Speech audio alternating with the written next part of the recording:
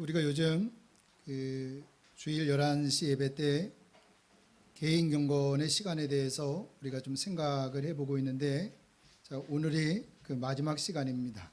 자, 우리는 제가 여러분들에게 누차 말씀을 드렸다시피 우리는 기도를 통해서 하나님께 말을 하고, 그리고 하나님께서는 우리에게 선물로 주신 성경을 통해서 우리에게 말씀하신다. 자, 그래서 우리에게는 하나님과 이런 친밀한 관계 유지를 위해서 별도의 시간이 반드시 필요하다라고 하는 것, 자, 그것을 매 시간 여러분들에게 강조해 드렸습니다. 우리가 잘 아는 것처럼 예수님께서 산상수훈에서 너희는 이렇게 기도하라 라고 말씀하시면서 주기도문을 가르치셨는데, 그 전에 골방의 중요성에 대해서 하나님의 말씀을 읽고 또 하나님께 기도를 통해서 이야기하는 골방의 중요성에 대해서 우리에게 말씀하셨습니다.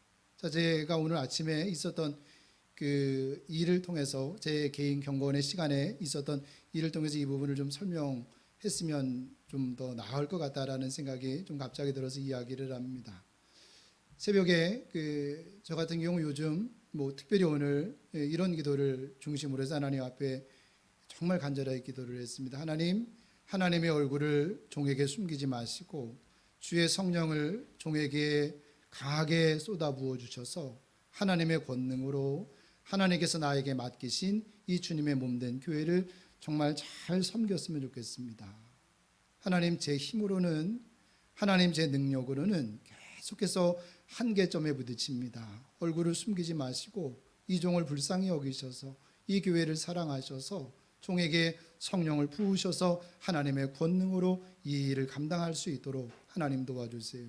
그렇게 제 기도를 이 기도를 중심으로 해서 계속해서 기도를 했습니다. 그리고 저 같은 경우는 기도를 끝나고 나서 매일 아침 로버트 맥체인이라고 하는 분의 성경 읽기표를 가지고 성경을 쭉 읽어가는데, 하루에 4장씩 읽도록 구성이 되어져 있는 성경 읽기표입니다. 그 가운데 쭉 읽다가 오늘은 제가 신약 성경 가운데 베드로전서 3장 9절의 말씀을 읽다가 그 말씀이 저에게 이렇게 크게 와닿았습니다. 내용은 이런 내용입니다. 악을 갚지 말고 모욕을 당했다고 해서 모욕으로 갚지 말아라. 그리고 나서 축복하라고 이야기합니다. 이렇게 하라고 부르심을 받았다. 이 말씀이 사실은 저에게 오늘 굉장히 크게 부딪혀 왔습니다. 그 이유가 뭐였느냐 하면, 제 생각하기엔 그렇습니다.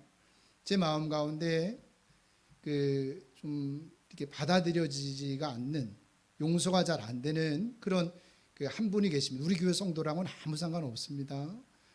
도저히 상식적으로 생각을 해도 받아들여지지 않는 한 분이 있고, 계속 마음 가운데 상당히 좀 불편한 어떤 그런 마음을 품고 있었습니다. 근데 이 말씀 앞에 그냥 제 생각을 바꾸어야 되겠다라는 생각을 했어요. 하나님이 저에게 오늘 이 성경을 읽는 가운데 성경을 통해서 저에게 말씀하셨고, 상대가 그렇게 한다고 해서 내가 그렇게 똑같이 해주는 거, 그것이 하나님이 원하시는 것이 아니라, 그럼에도 불구하고 그 상대가 잘 되기를 바라는 마음을 갖는 것, 정말 그래서 주의 이름으로 축복하는 것, 하나님이 나를 부르신 이유구나. 이 말씀 앞에 하나님의 뜻도 깨닫긴 했지만 이 말씀 앞에 제 의지를 굴복시켜야 되겠다라고 하는 그런 생각을 가졌습니다.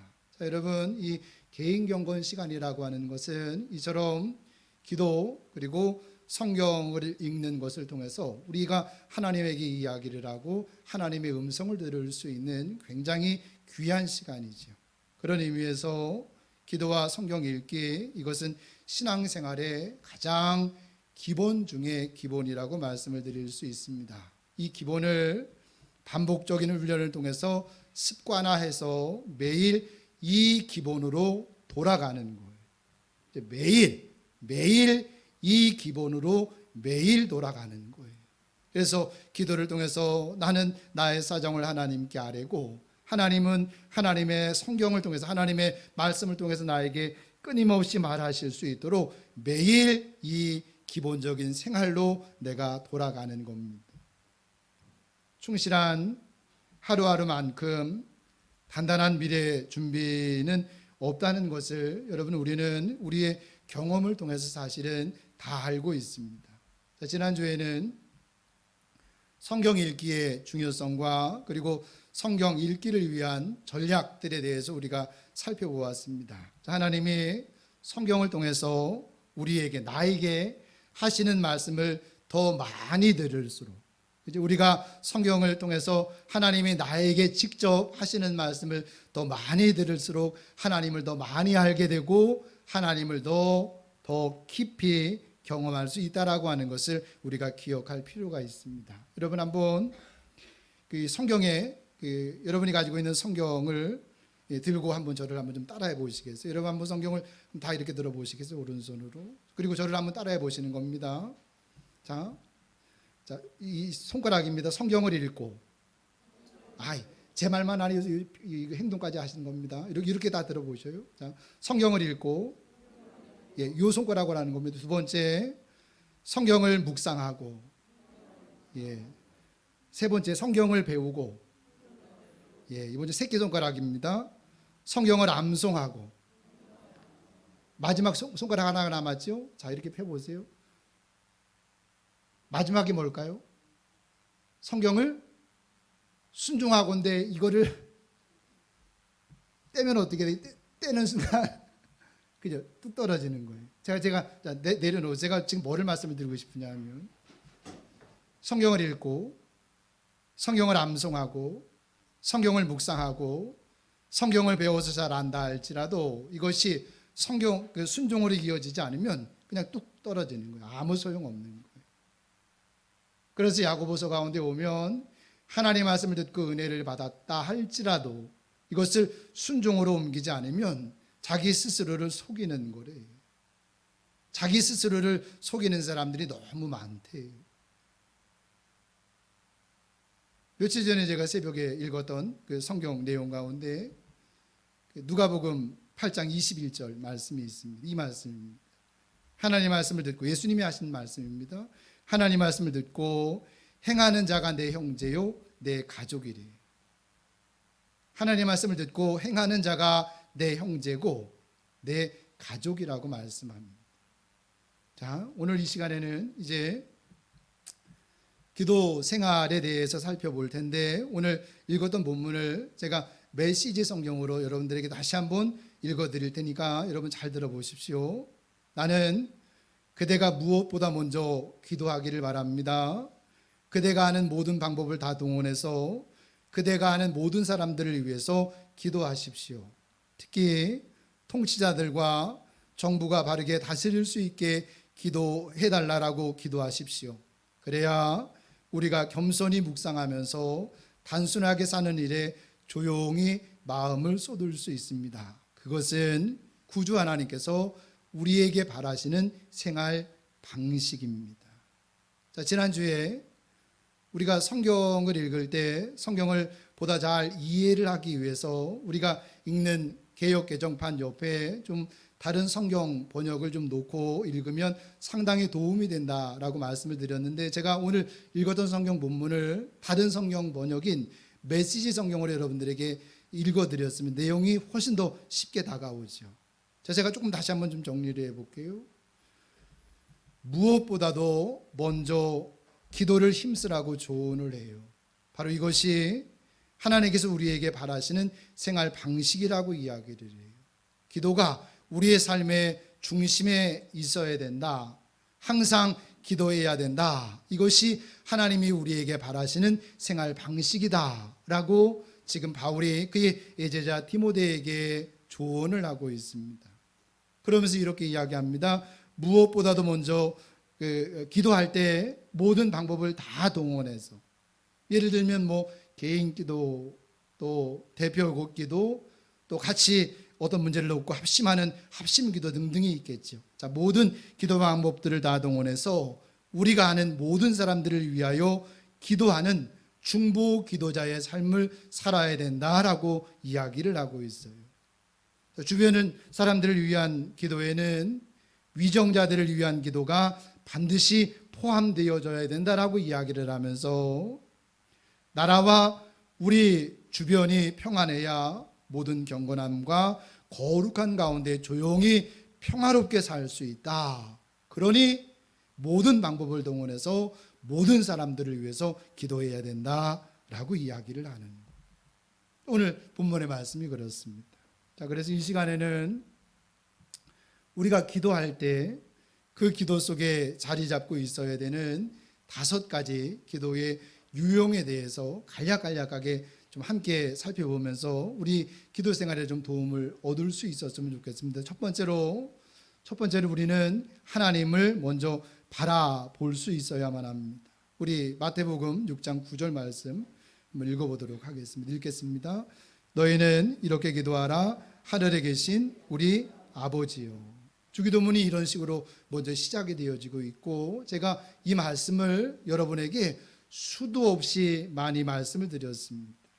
주님은 기도를 가르치시기 전에 우리가 바라보고 경배해야 할 대상에 대해서 먼저 언급을 하셨습니다. 바로 우리를 사랑하셔서 아들까지 아끼지 아니하시고 내어주신 하늘에 계시는 우리 아버지에 대해서 먼저 언급을 하셨어요. 그런데 예수님은 하나님을 그냥 우리 아버지라고 소개를 하지 아니하시고 하늘에 계시는 이라고 이야기를 해요. 하늘에 계시는 우리 아버지라고 말씀을 하시므로 마땅히 경외하고 경배해야 할 대상으로서의 하나님에 대해서 먼저 언급을 하셨습니다. 그분이 누구며 또 그분이 자신을 누구라고 계시하셨는지에 대해서 깨닫고 그분에 대한 특별한 경외감 속에 크게 기뻐하는 것, 그것을 가리켜서 성경은 경배라고 이야기를 합니다. 묵상하면서 성경을 읽으면서 그분의 크심에 대해서 내가 깨닫게 되는 거예요. 그러면 이 속에서 자연스럽게 그분에 대한 즐거움, 기쁨, 찬양들이 흘러나오게 되는데 그것을 가리켜서 성경은 경배라고 이야기를 합니다. 여러분, 기도하자마자 성급하게 내 소원을 아뢰는 것은 사실은 바람직한 기도가 아닙니다.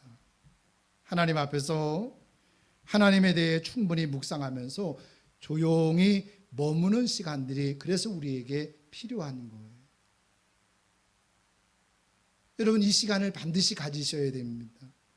하늘에 계시는 아버지에 대한 깊은 묵상이 있어야 어떤 기도로 이어지느냐 하면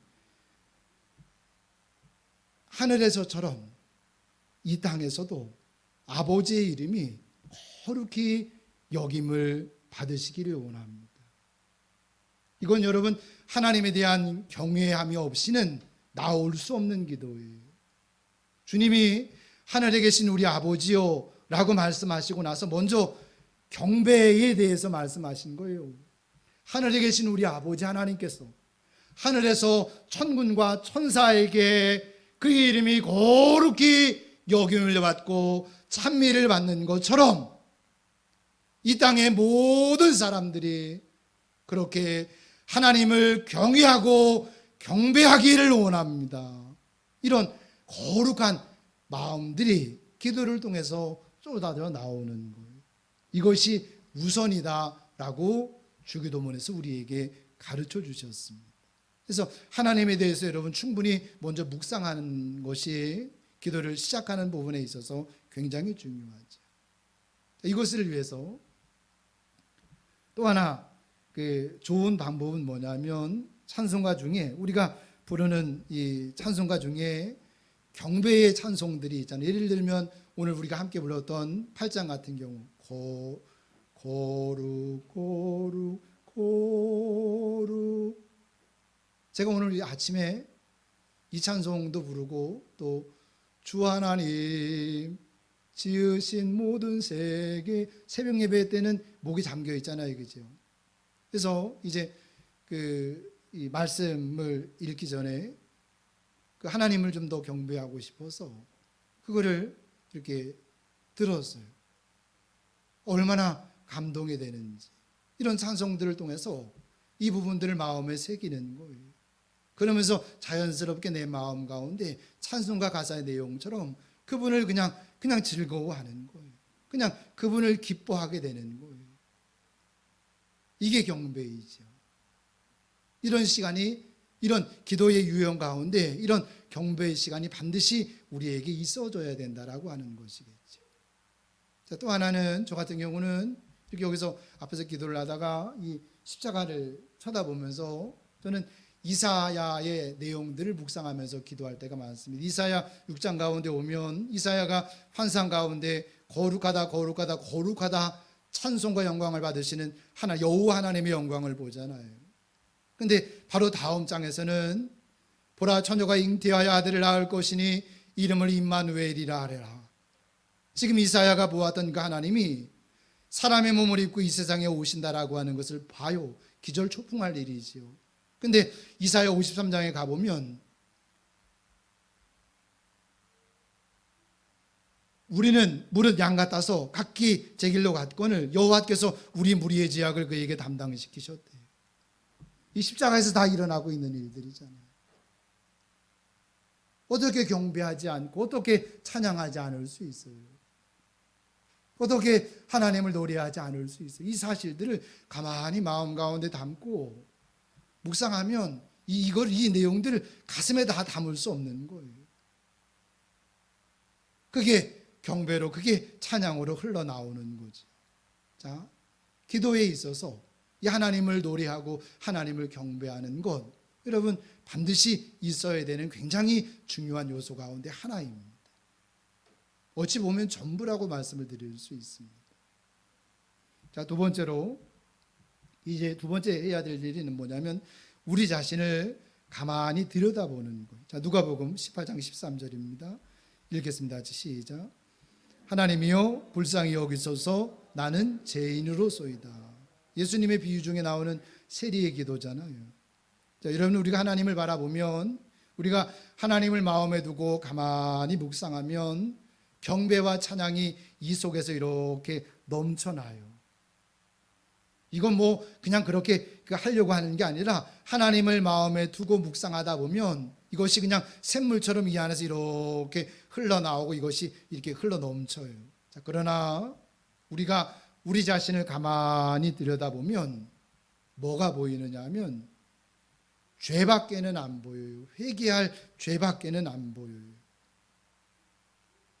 개인 경건의 시간에 하나님 앞에 조용히 여러분 한번 여러분 자신을 세워보십시오.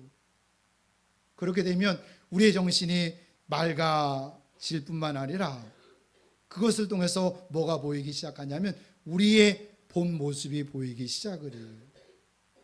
우리의 죄와 우리의 이기심, 우리의 허영과 우리의 탐욕, 그 모습이 우리 앞에 선명하게 드러나기 시작을 하고 그리고 그것을 회개하고 고백하도록 우리를 도전해요. 그렇게 되면 자연스럽게 이 세리처럼 이런 기도가 이어지는 거예요. 주여 나는 죄인입니다. 나를 불쌍히 여기소서. 여러분 지금 제가 여러분들에게 이 기도의 유형들을 말씀을 드리고 있는데 이것을 기계적으로 옮기라는 이야기가 아니에요. 하나님을 묵상하면 경배가 이 속에서 이렇게 흘러나와요. 내 자신을 들여다보면 내가 회개하지 않으려고 해도 내 이기심이 보이잖아요. 내 욕망들이 보이잖아요. 그래서 이것이 자연스럽게 회개로 이어지는 거예요. 어쩌면 이 기도는 하루를 살아가는 동안 시시때때로 우리가 하나님 앞에 계속해서 드려야 되는 기도인지 몰라요. 살아가면서 주여 왜 이러지 주여 주여 용서하소서 주여 주여 아이고 왜 이래요 주여 불쌍히 여기소서. 여러분 그 다윗이 시 19편에서 내 입술의 모든 말과 내 마음의 묵상이 주께 연락되어지기를 원합니다라는 기도를 하잖아요. 이거를 역으로 하면 무슨 이야기냐면 이게 잘 안 된다는 거거든요. 함부로 말을 해요. 그죠? 막 함부로 이야기를 해요. 그리고 좀 선한 생각을 품고 싶은데 그냥 새가 내 머리 위를 왔다 갔다 하는 것처럼 자꾸만 이런 악한 생각들이 왔다 갔다 하잖아요. 내 마음에. 잘 안 되니까 이런 기도를 하는 거잖아요. 그래서 여러분 그때마다 주님이 세리를 통해서 우리에게 기도를 가르쳐 주셨던 주여 나는 죄인입니다. 주여 나를 불쌍히 여기소서라고 기도하게 되는 거예요. 여러분 매일 저녁에 혹은 여러분이 기도하는 기도 시간에 이렇게 하루를 이렇게 회고를 하면서 잘못을 반성하고 회개하는 것은 굉장히 바람직한 훈련입니다. 우리가 이것을 훈련하지 않으면 우리 죄에 대해서 아무렇지 않게 여기게 될 뿐만 아니라 또 어떤 지경에까지 나갈 수 있느냐 하면 하나님의 자비를 악용해요. 여러분 하나님의 자비를 악용하는 경우들을 제가 너무 많이 봐서 여러분 이거 잘 이해를 하셔야 돼요. 200년 전에 살았던 어떤 유명한 철학자가 비웃듯 이런 얘기를 선언을 했어요. 하나님이 나를 용서해 주실 거야. 그게 바로 하나님이 하시는 일이니까. 이거를 여러분 지금 우리 현재 그 상황으로 바꿔볼까요? 죄를 지은 사람에게 아니면 실수한 자신에게 스스로 이렇게 이야기하는 거예요. 괜찮아.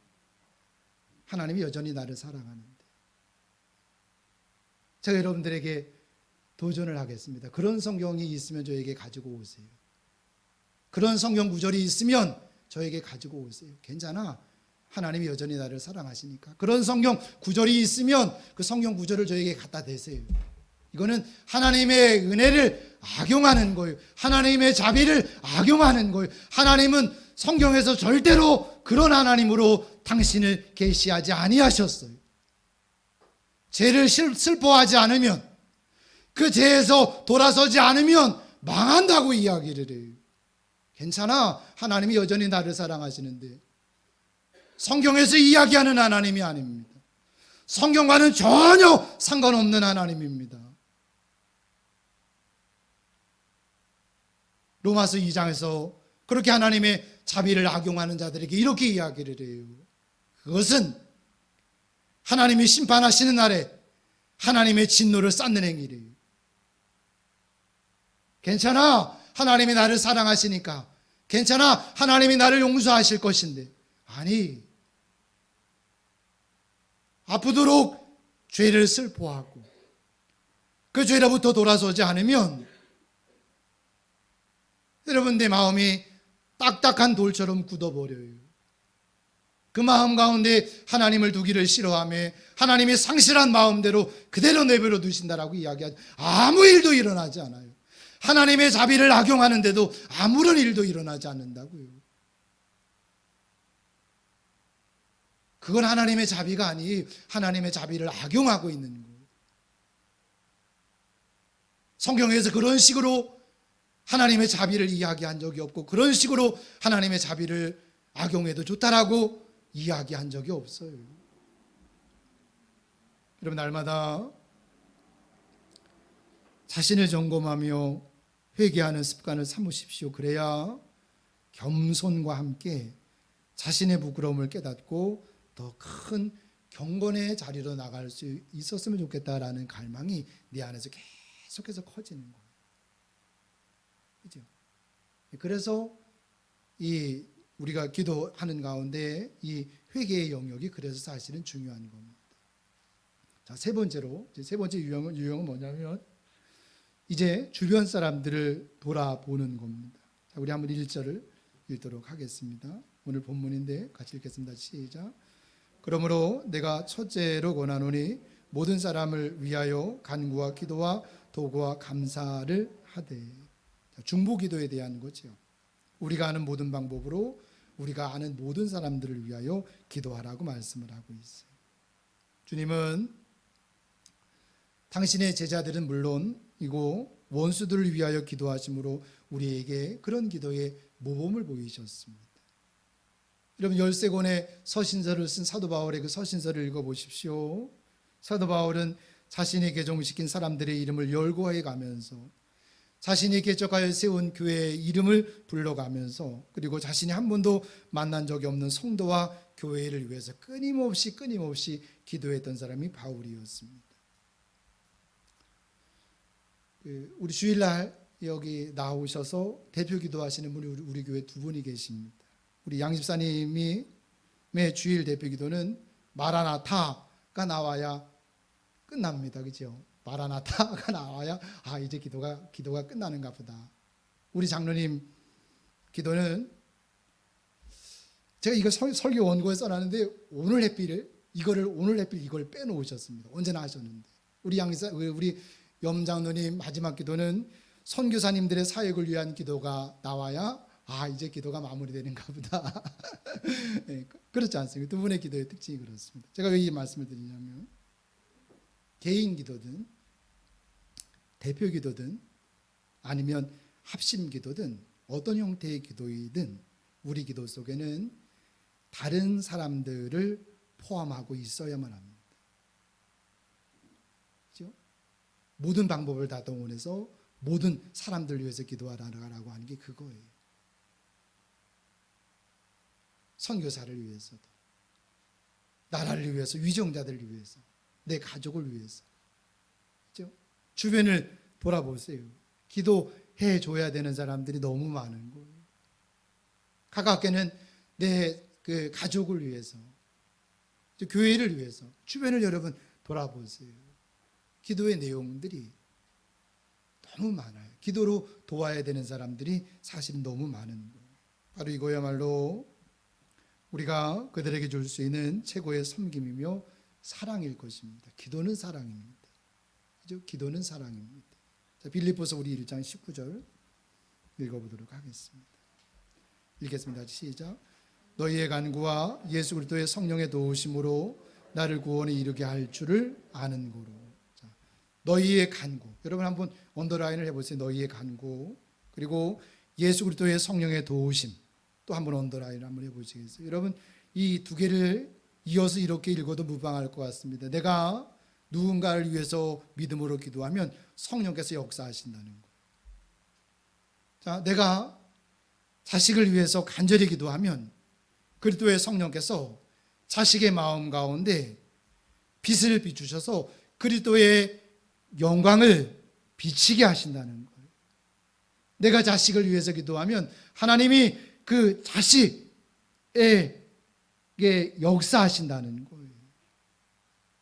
우리가 교회를 위해서 함께 간절히 기도하면 하나님께서 이 교회를 당신의 영으로 가득 채우실 것입니다.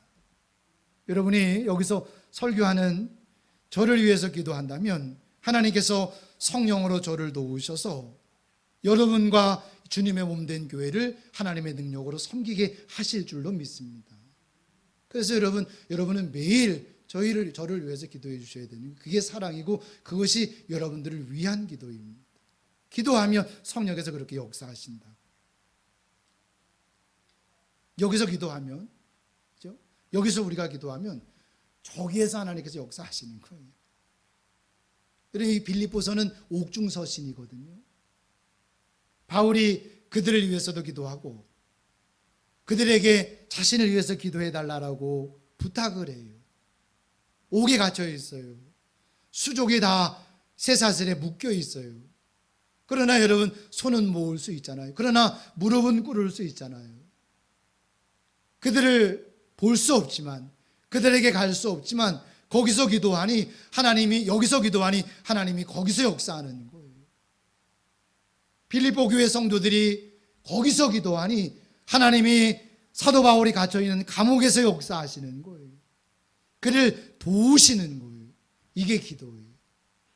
그래서 모든 방법을 다 동원해서 그렇죠? 모든 사람들을 위해서 기도해야만 합니다. 그래서 개인 경건의 시간이 반드시 필요하다고요.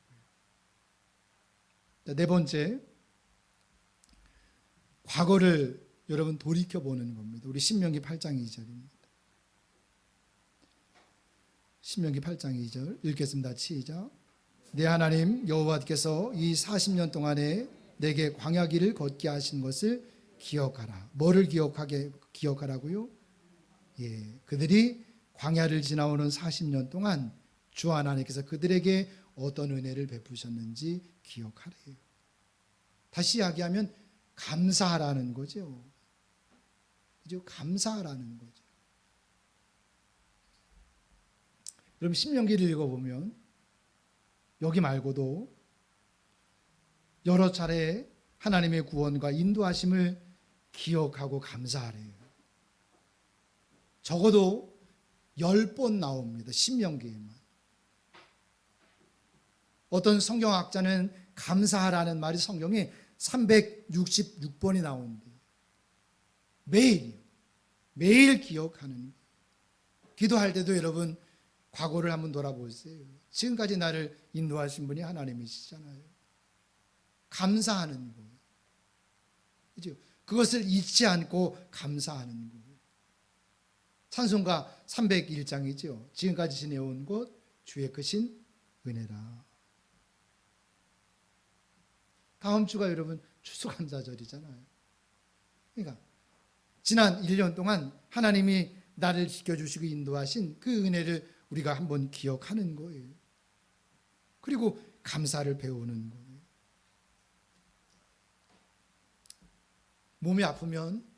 우리가 몸이 아프면 고쳐달라고 기도하잖아요. 근데 여러분 이거를 이렇게 한번 바꿔보면 여러분 사실은 건강하게 사는 것이 은혜고 기적이라고요. 제가 요즘 우리 아버지 보면서 참 배우는 것이 많습니다. 그냥 걸어 다니는 것이 쩔룩거리면서도 걸어 다니는 것이 은혜이고 기적이.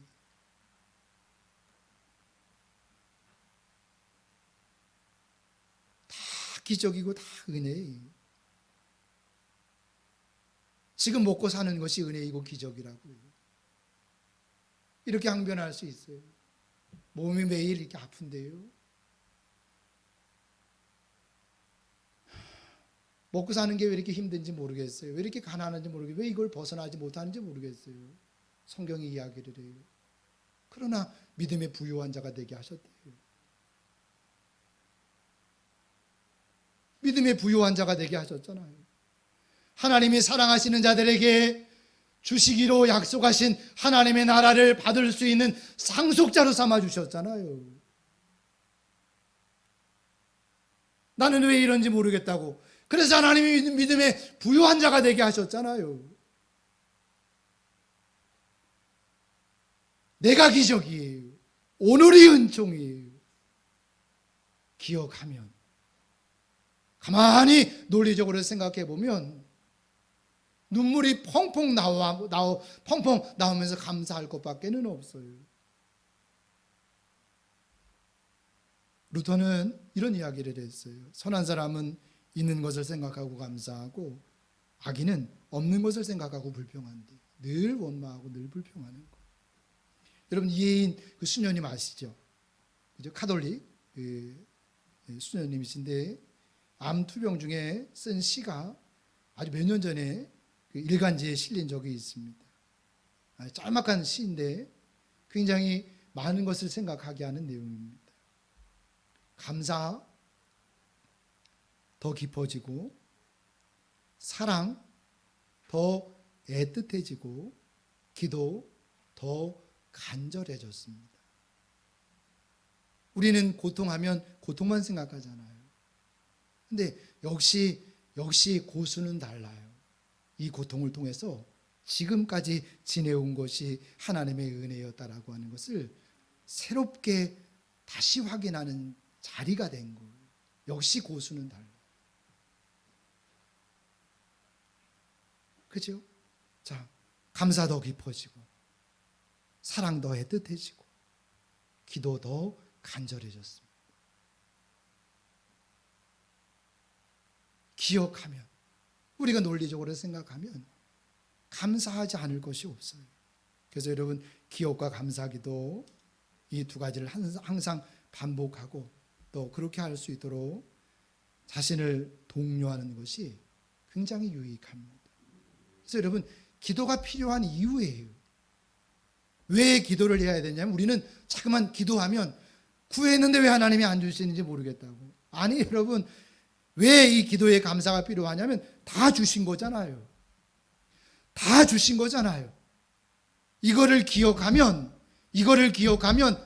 담대해질 수 있어요. 이것을 기억하면 감사할 수 있어요. 그 시간을 매일 기본으로 돌아가는 거예요. 매일 기본으로 돌아가는 거예요.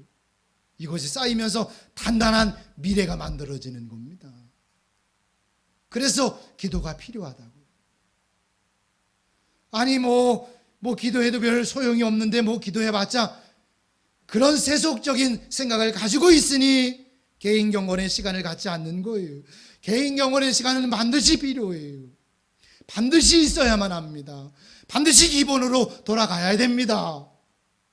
그래야 단단한 내일을 만들 수 있어요. 아니 그래야 춤을 추는 오늘을 만들어낼 수 있는 거예요. 기도가 중요한 이유입니다. 마지막으로 여러분, 미래를 내다보십시오. 자, 우리 한번 마태복음 7장 11절입니다. 읽겠습니다. 시작. 너희가 악한 자라도 좋은 것으로 자식에게 줄 알거든 하물며 하늘에 계신 너희 아버지께서 구하는 자에게 좋은 것으로 주시지 않겠느냐. 조금 전에도 제가 저희 아버님 말씀을 드렸는데, 저희 아버님이 이쪽 계산 읍내병원에 있다가 이쪽 다른 데로 옮기셨는데, 계산 읍내병원에 계셨을 때 저희 어머님이 시골에서 이쪽 이렇게 시내버스를 타고 계산 읍내까지 나올 수 있는 차가 있습니다. 근데 이렇게 나와서 이렇게 종점에 차가 도착을 하잖아요. 그러면 거기서 저희 아버님이 입원해 계시는 병원이랑 조금 거리가 있어요. 그냥 택시를 타면 한 4,000원이면 뭐 충분히 갈 수 있는 거리입니다. 그런데 그것을 아끼느라고, 아니 제발 좀 택시 타셔요.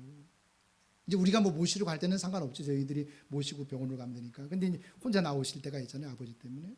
꼭 버스도 몇십 분씩 기다려야 되는 거예요. 그리고서 가세요.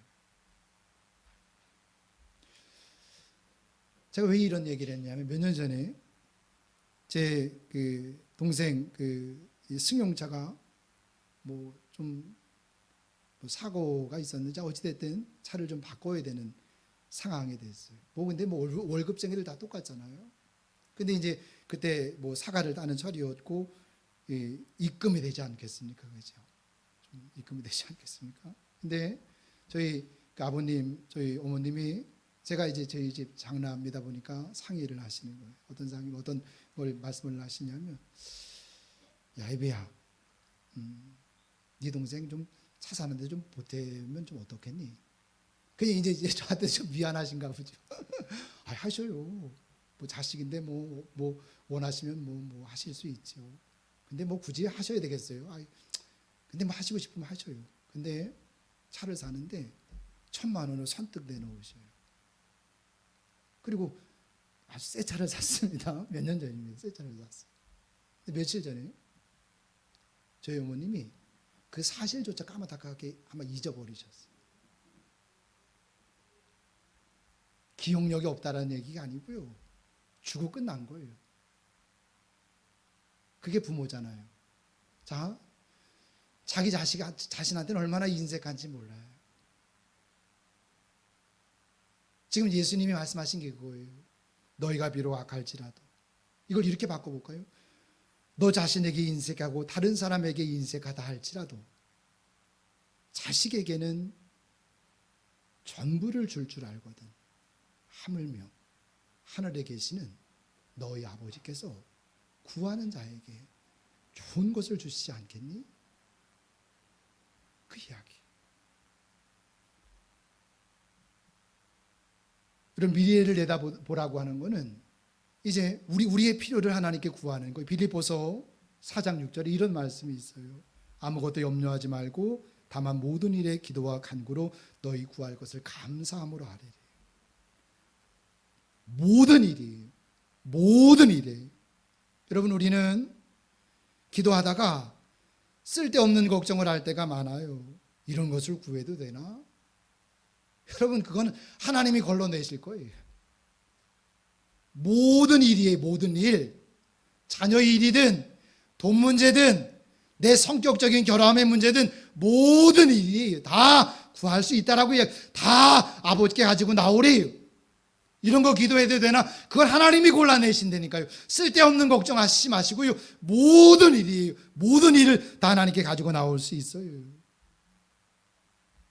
감사함으로 아뢰라고 하는 것은 확신을 가지고 구하면 하나님은 들으시고 반드시 응답하신다. 하나님은 이 문제를 알고 계시고 내가 구하면 하나님은 들으시고 하나님은 반드시 응답하신다. 그 확신을 가지고 기도하라는 거예요.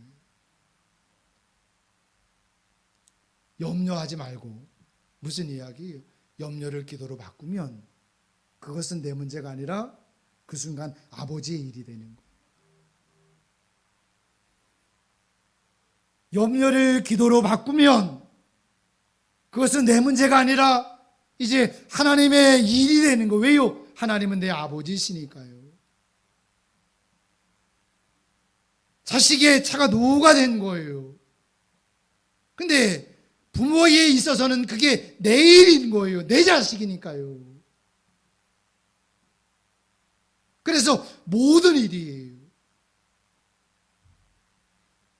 자식 문제가 됐든 경제 문제가 됐든 이사 문제가 됐든 모든 문제를 가지고 염려하지 말고 하나님께 가지고 나오래요.